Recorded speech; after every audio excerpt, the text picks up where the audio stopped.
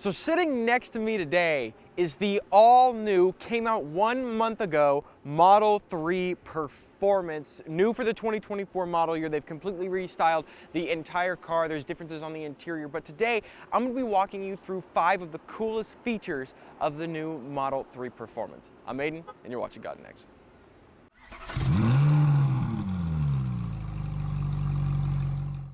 Now, the first thing I'm going to talk about, of course, is going to be the Autopilot features, specifically the full self-driving and the summon feature, which are really cool. If you pay $99 a month, or when you actually buy the car, you pay a full $8,000, that way you don't have to pay a subscription for it, you could basically have this car drive by itself. It's actually really cool. It's basically, once you enable it, you just click the right little dial on the steering wheel, and it'll basically start driving itself. Especially if you give it a navigation endpoint, it'll navigate all the way to that endpoint. Now, what Summon is inside the Tesla app on your phone. When you go in and you click controls, you'll be able to select Autopilot, and if you're within 213 feet or roughly 65 meters of the car, you'll be able to call the car towards you. Originally, this was only a feature on the Model S's and the X's, but now it's also on the Model 3. Pretty cool feature. The next thing I want to talk about is the Model 3 Performance's unique adaptive suspension system. This is only on the Model 3 Performance, meaning if you get it on the long range or the base, if you get one of those two, you'll not have the adaptive suspension. But basically what it means is that you can change different suspension settings and the damping settings based on the drive mode that you're in, whether it be in standard, sport, or if you're in track mode. It's really cool. Basically, if you're in normal mode or chill mode, you'll be able to go around. It'll feel like you're driving a normal Model 3. If you're going into sport mode with the suspension, it gets a little stiffer and everything like that, tightens up the damping just for better handling purposes. And then if you turn on track mode, you can actually configure more of the car's internal systems. But with track mode, that is when it is its stiffest and the travel is the least amount to make sure you're getting the best handling experience when you decide to take your new Model 3 Performance to the track, which is something I never thought I'd have to say. All right, now inside of the Model 3 Performance, let's talk about some of the stuff they've added in here. That one thing is going to be the track mode in this car and its settings. Now, let's start with the 2 default presets that Tesla has thrown into here. And again, I never thought I'd say this on a Model 3 Performance, but we have a race preset and a drift preset. And within each of these presets, well, not within the preset because they're presets, but if you create a new profile, you'll be able to adjust things like the handling balance to induce more oversteer or more understeer, or keep it at a neutral middle when you're driving it on the track. You can basically change everything on this car. You can actually also change the regenerative braking all the way down to 5%, but to save your brakes, Tesla actually recommends you keep it at 100% to save the brakes and extend their lifetime and let the car actually slow it down by doing the regenerative braking by itself. You can also turn stability control all the way off on this thing, which is pretty cool. Drift preset's going to be the same stuff, except it's more tuned for oversteering rather than the understeering, and again, it uses that regen braking. Now, if I go to hit add new profile, and we can type in test here,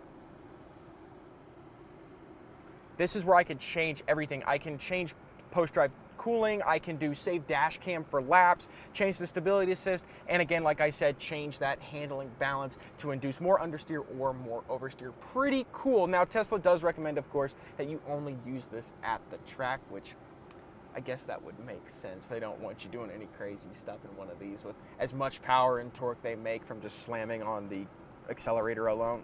Yeah, probably best that you don't use track mode on the actual street.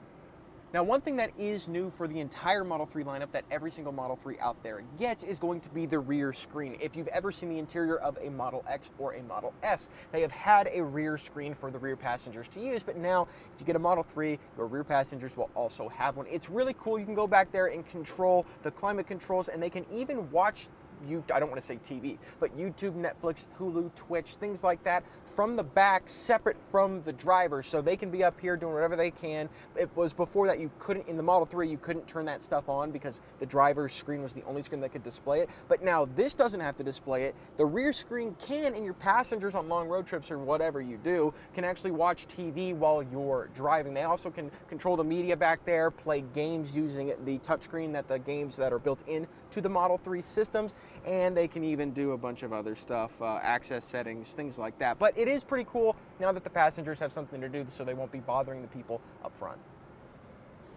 Now, let's say you do end up getting a Tesla. Well, there is an app that comes to control this car because you don't actually get a key fob. The app's pretty cool. It even shows the custom color that you apply to the car within the infotainment system in the app, so that's pretty cool. You control the climate controls, preconditioning the car, and you can even turn on something called cabin overheat protection, which actually keeps the car at a decently nice temperature of like at max around 85 degrees, even when you're not in the car. So basically, you're just gonna burn through your battery for no reason because, I mean, in Vegas, I guess it makes sense, but anyways, it keeps the climate control system running to prevent the cabin from overheating. You can run your software updates through here, see the location of the car.